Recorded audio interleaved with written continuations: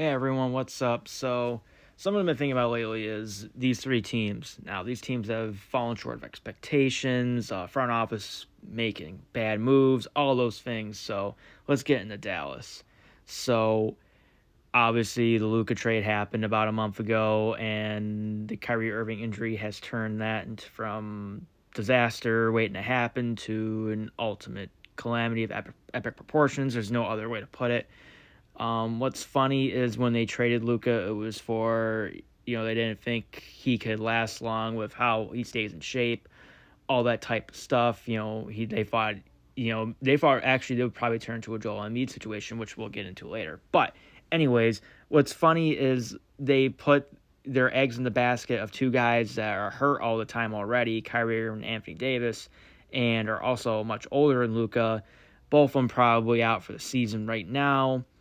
And yeah, I just don't get that move from Dallas especially when you say it from that perspective. Also, too, the Quentin Grimes trade does not look good right now. Quentin Grimes has been looking really good on the Sixers.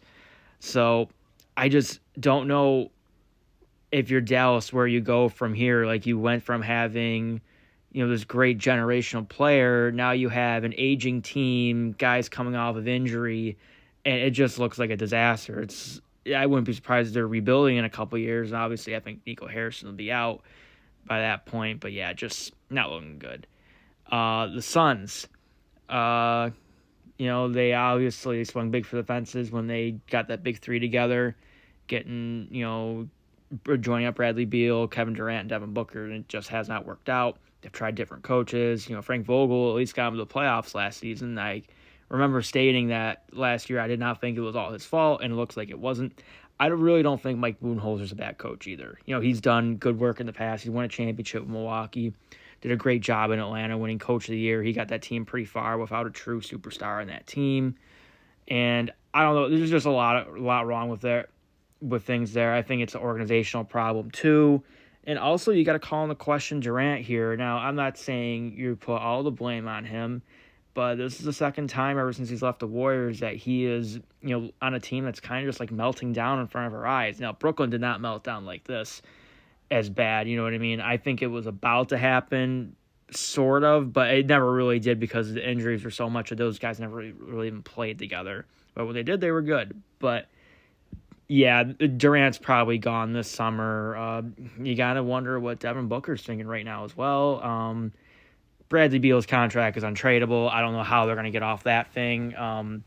As it comes closer towards the end, maybe they can do something, but without attaching picks, which they currently don't have until 2031, and they don't own their own first-round pick until then. Yeah, just not good for them either.